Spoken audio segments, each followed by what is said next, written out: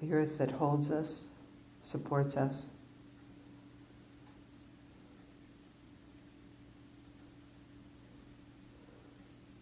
The earth that is our body, the chemicals and elements, the lettuce and the beans we ate yesterday are part of our body today. Earth. I am earth. I am earth.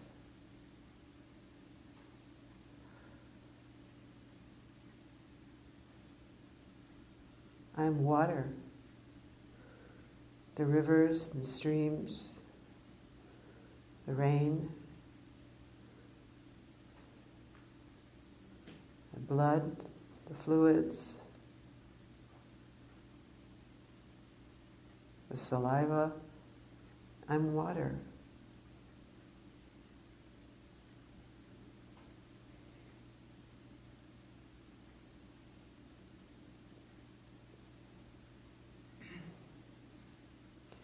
Fire, the heat, the warmth of the sun, the cool of the evening, the breeze,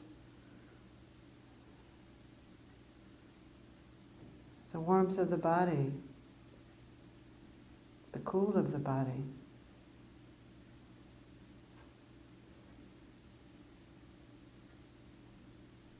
I'm fire.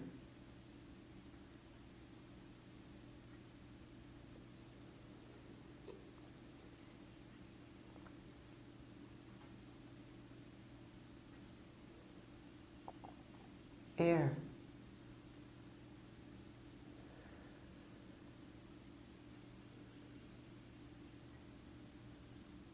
The breeze that moves the leaves, the trees, the plants.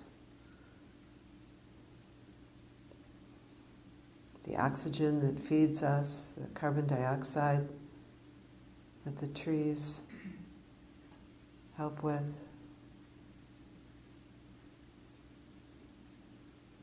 This exchange of air, in, out, in, out. My lungs, my belly.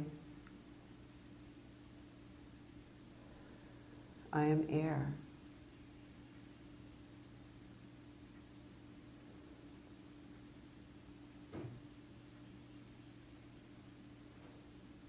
This breath, this simple breath that keeps me alive. Find it. Know this friend. How is it this morning? This friend, air.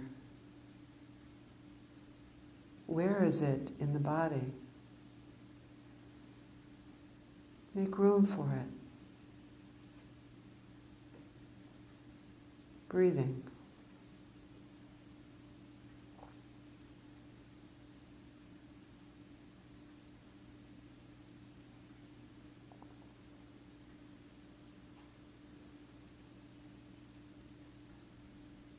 Ask the body what kind of breath would be really nourishing right now. And then don't try to do anything. Just let the body answer. Let it show you how it wants to breathe. See if you'd be willing to get out of the way and let it do that.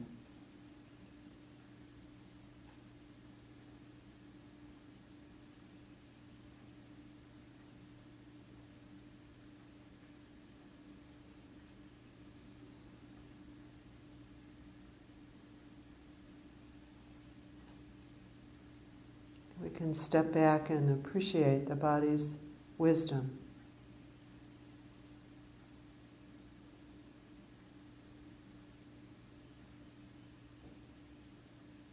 Care, diligence, the simple breath that keeps us alive. Our friend.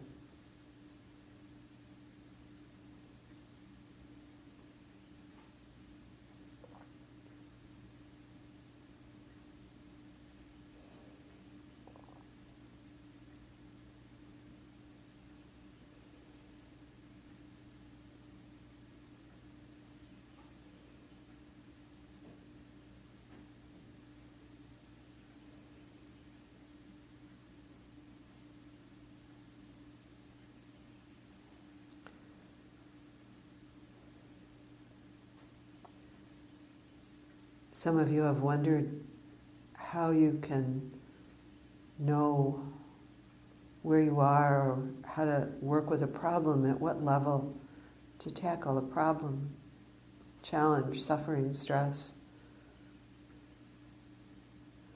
So we thought we'd do a guided meditation to help you inquire into that.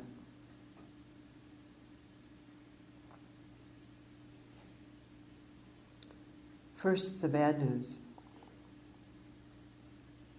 There's no refrigerator magnet that will tell you the answer. There's no one anywhere. No concept anywhere. No person, no part of your brain anywhere that you can just post like a magnet on the refrigerator and say, oh, this is how it is. This is how to do it. That's the bad news. The good news is that there's no refrigerator magnet that you can post on the refrigerator, and that there's no one anywhere, outside or inside, that can produce a concept to which you must conform yourself, some box that you must fit yourself into in order to be okay.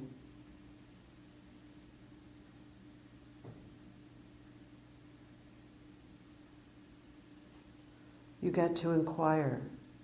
You get to use the tools, all those tools, and learn over time to see how to read yourself, your experience, to listen to the body, to listen to the mind, to see what's needed.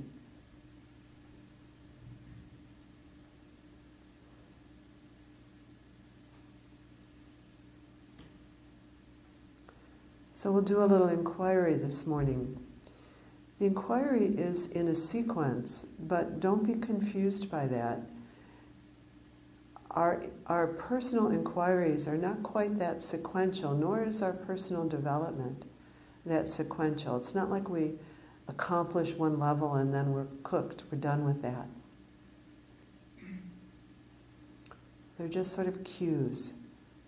How to look, where to look.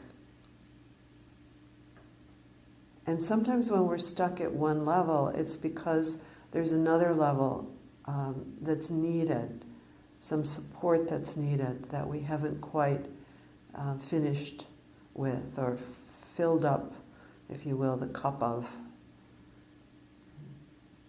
So it's always an investigation, always an inquiry. It's just tools. So we're playing together in this amazing, magical journey of life.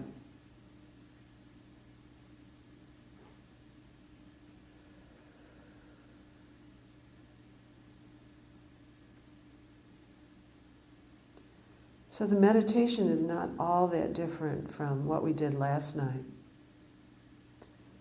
We'll start with a level of sort of the ordinary human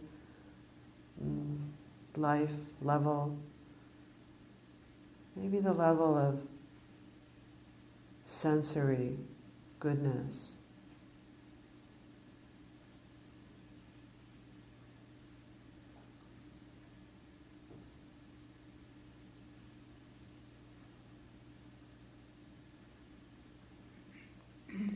Bring into your awareness some quality of goodness that's nourishing to you.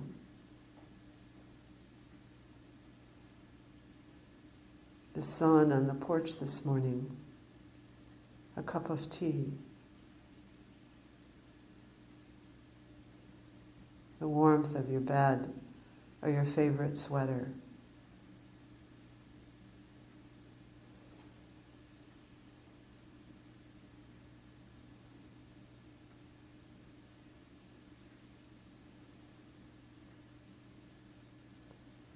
Let yourself feel it. See what the breath thinks about that. Not that the breath actually thinks. How is it with the breath when you bring your awareness to the cat curling up in the sunbeam? Whatever it is, what does your breath do? And can you allow the breath to relax and open and make room for the goodness of that experience? Maybe yes, maybe no. It doesn't matter how much or how perfect it all is. It's just an inquiry. It shows us where there's practice to be done, investigation to be done. Look and see. How is it to consider some quality of sensory goodness, to bring that into the mind, to bring it into the body? What does the breath do with that? Explore, experiment, see what's true.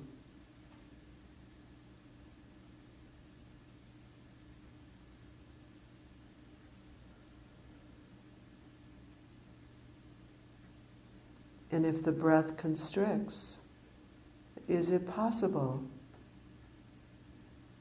to give it a bit more room, to take 3 more newspapers off the couch, to give the breath a little bit more room to receive that quality of goodness?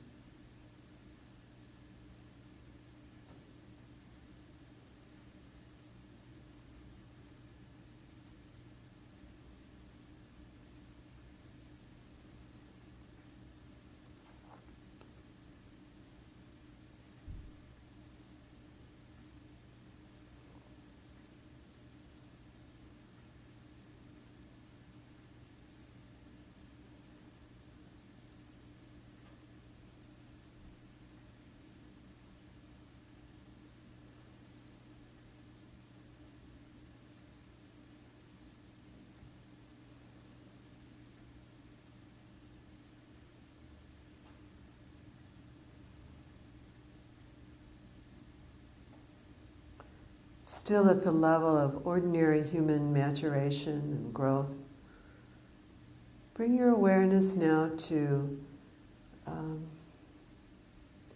some way, some moment in time when you had an experience of growing up.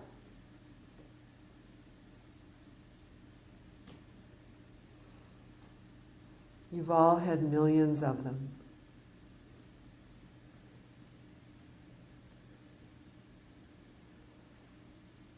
A time when you had a new baby and you just knew that you couldn't possibly do it, but you did.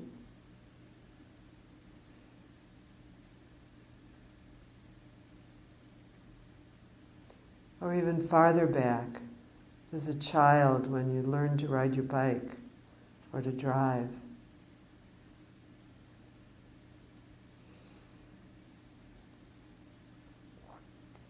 As a grown-up, when you began to see your parents as real people and maybe forgive them a little bit for some of the challenges that they presented you with.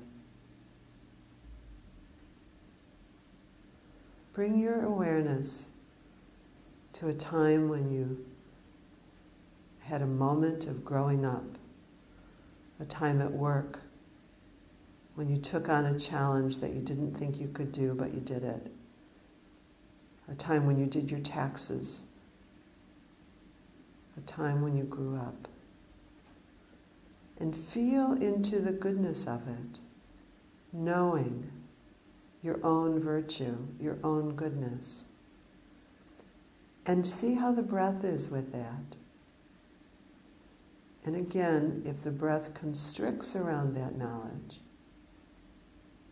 look to see if you'd be willing, if it would be possible, to make a little more room for that knowledge, that experience, and the goodness of that experience in the physical body.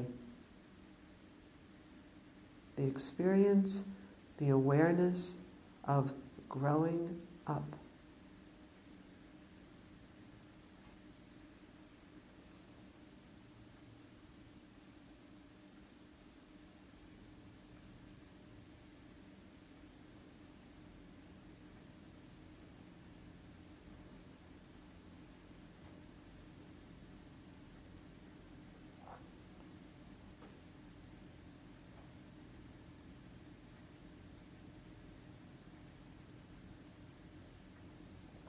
Let the breath open, nourish you, support you.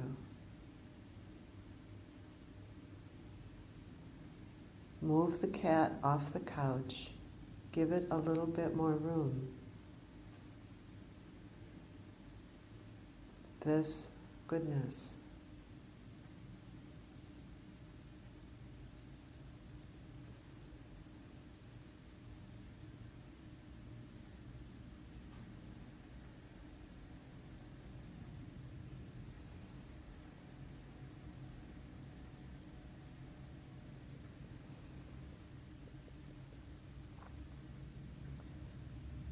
We'll move to the second level, the second kind of happiness, the bliss of blamelessness. Bring into your awareness a time when you experienced the bliss of blamelessness, when you could have violated one of the precepts, but you didn't.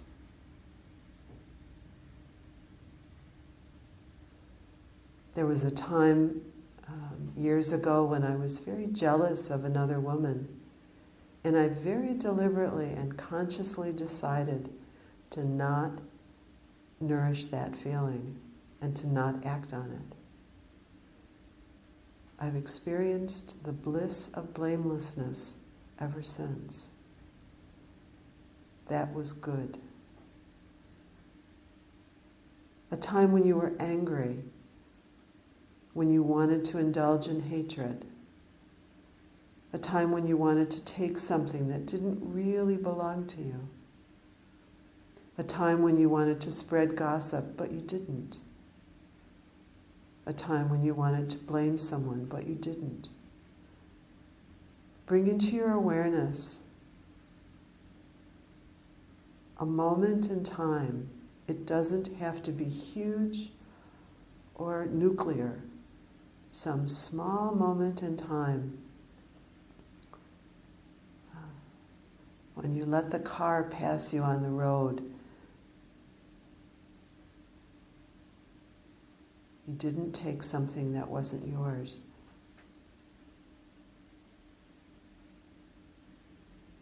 See if you might make room using the breath, bringing awareness to the body, for the goodness of that bliss of blamelessness. The Buddha very specifically and very directly invites us to contemplate in this way.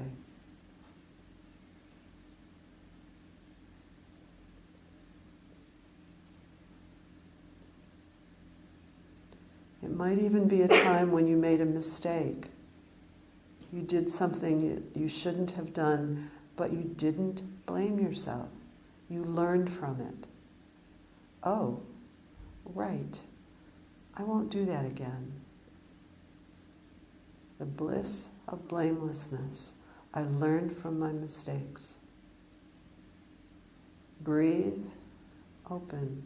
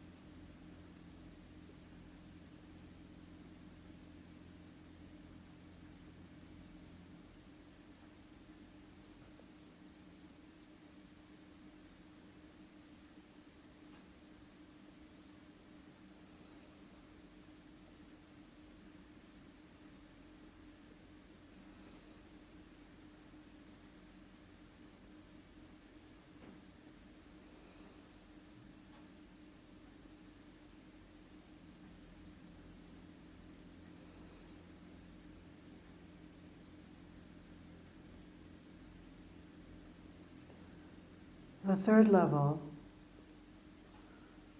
the third kind of happiness, the Brahma-viharas, the 4 what are called divine abodes of kindness, compassion, sympathetic joy, equanimity.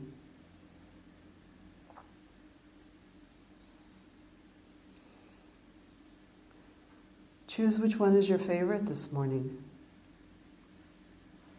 Bring into your awareness a time when that divine abode was ripe in you and it guided your thoughts and behavior.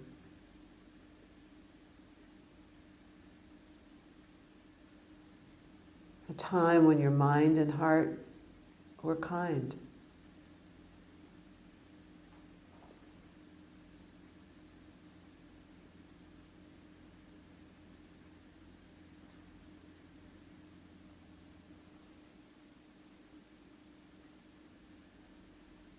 A time when your mind and heart felt compassion for the suffering of others. Didn't judge or blame, but really were touched and opened in compassion.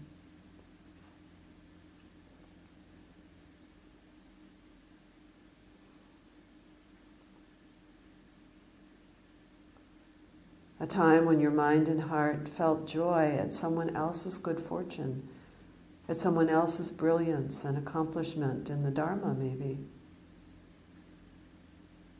Or maybe just an ordinary life where you were genuinely happy for someone.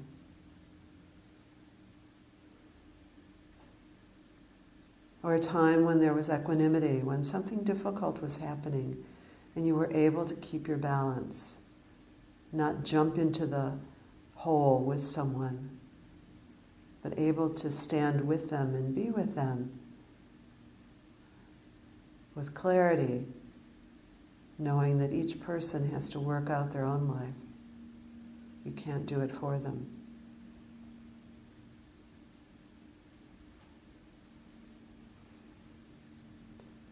Bring into awareness one of them. And specifically, very specifically, a time when one of those Brahma-viharas, divine abodes, was really ripe for you. And let yourself feel the goodness of knowing that. And then work with the breath to make room in the body for that goodness.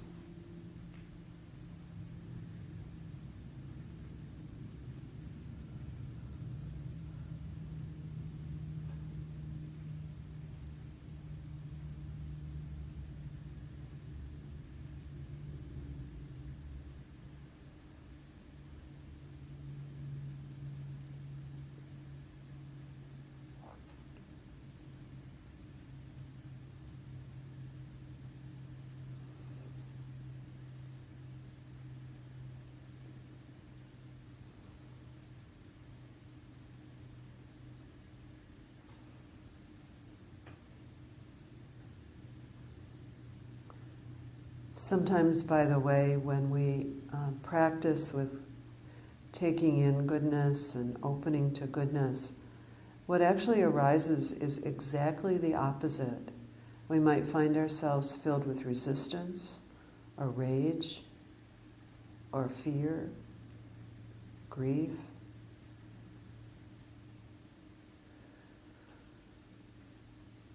If that happens, it actually happened to me when I first started working with the Brahma-viharas. If that happens, it's just stuff. It's just a clearing. It doesn't mean anything about you or me. It's just stuff. So rest your awareness with the breath, making room for that.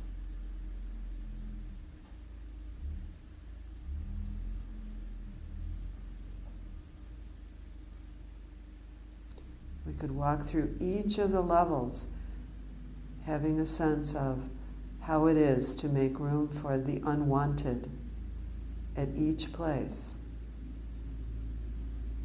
It's just stuff. So if that happens, continue with the practice.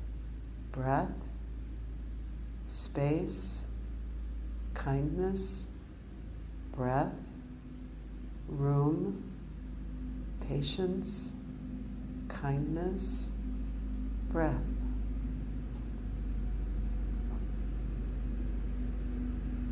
Taking it into the body, knowing the goodness.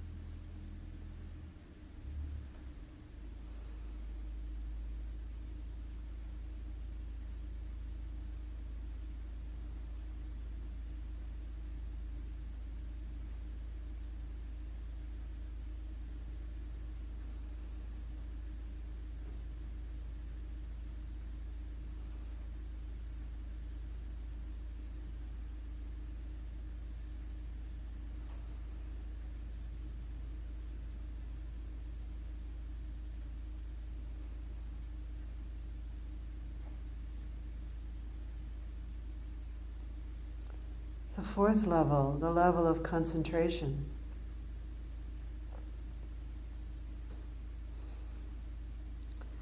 Bringing into your mind a moment in time, or many moments maybe, when concentration was strong.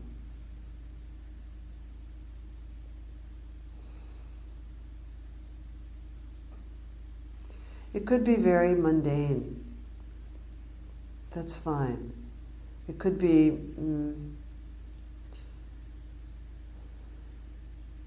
making dinner with the dog barking and the telephone ringing.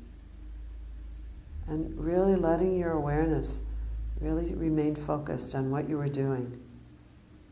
Doing your taxes with a beautiful spring day outside and the children playing ball. But really remaining focused.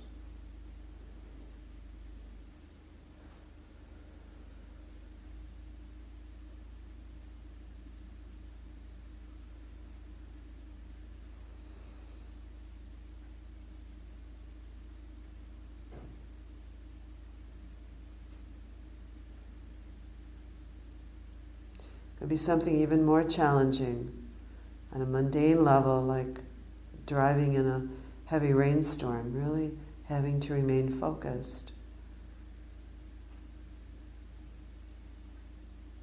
Or Alma remaining really focused on the tiger energy and the loving kindness energy with all those ants.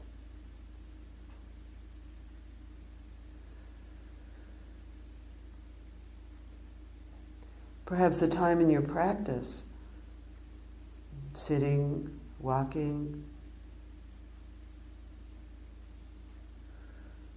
where you felt the goodness, you knew the goodness of a concentrated mind, not rigid and closed and tight, but not loose and all over the place, that middle path, knowing what's going on, knowing that there are ants, but remaining in the concentrated mind that is internal and focused, steady, strong, being with an injured child, steady, strong. Breathe with it. Know the goodness.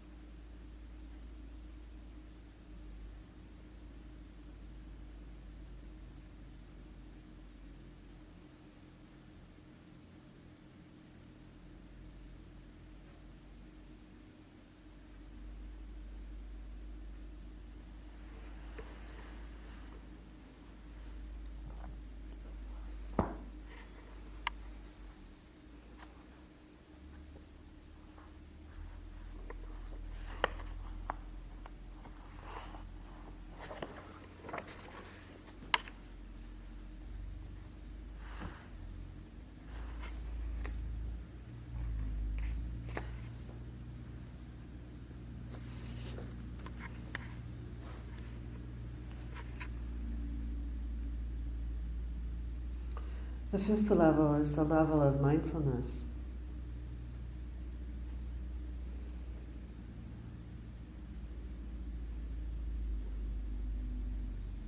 The awareness that knows what's happening in the present moment. And at a deep level, the awareness that deeply knows what's happening in the present moment. That sees the magic.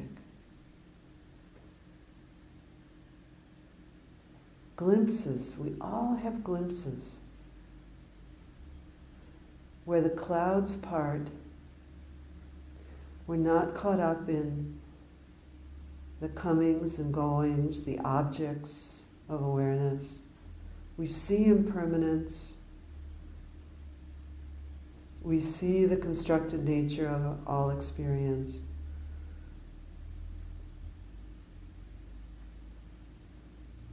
We see stress and suffering in this human life. And it's okay. It's all okay. Sometimes these moments arise when there's sort of magic, sometimes in some sort of ritual. You could go back in your life and just see where those moments arose. Sometimes in moments of emergency, sometimes in moments of national emergency, where things just are penetrated.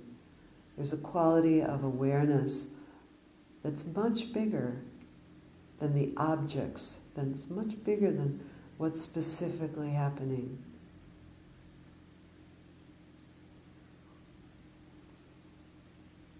I had a couple of moments with my demented mother where both she and I together saw the universe. Quite magical. You have those moments too. If you can't find them, you are simply not paying attention. Bring awareness with the breath. If you find them, to the goodness, take it in, breathe it in. Let yourself know that goodness. If you can't find them consciously, let the breath just simply open a space. Breathe. Just breathe in the emptiness. Breathe with the not finding them-ness. It's just space. It's just empty. Let there be a space there. Let yourself be surprised. Maybe now, maybe this afternoon at 2:37, you will see it. It's okay. Let there be space if you can't consciously think of something right now. Breathe, breathe, breathe. Let there be space.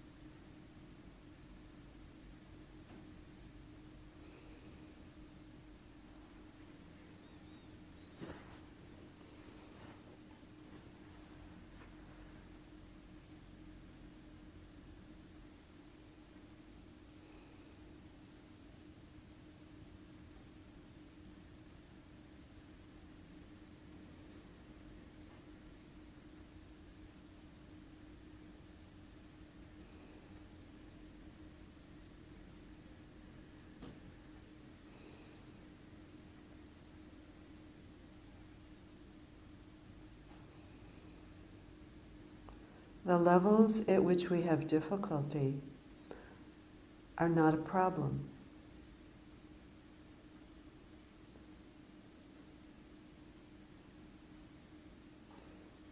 All of us have inquiries to make, things to investigate, lessons to learn, skills to develop. It's just information. Can we be glad of heart to receive that information?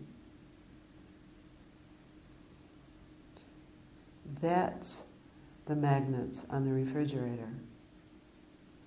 They're very personal. And if we're open to them, will guide us along the way. The breath will help us. The body will help us.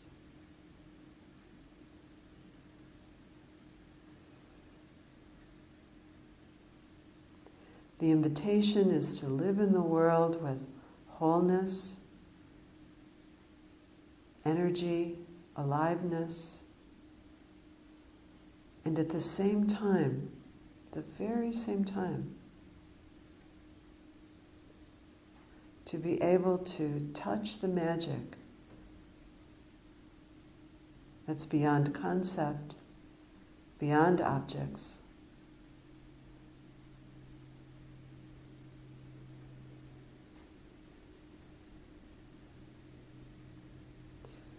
Thomas Merton, who was a Catholic monk, was able to live in all of these levels.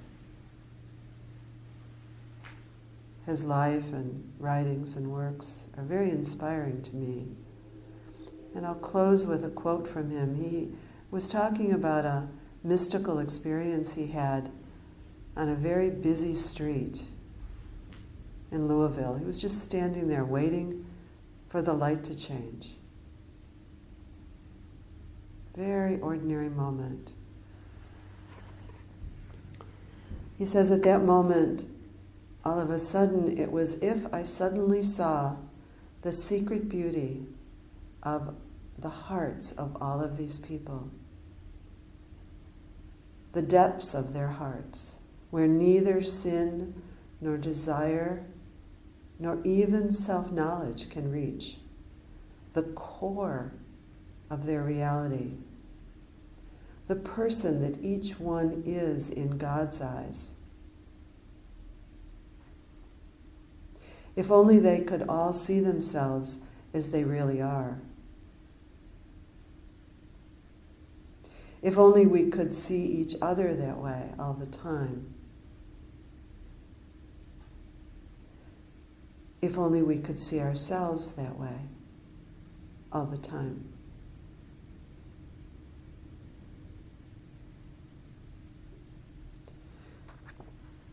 So we practice with ways that we're separate,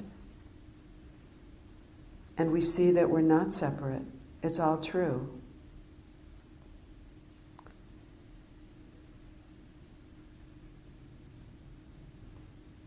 We can live in peace, no matter what.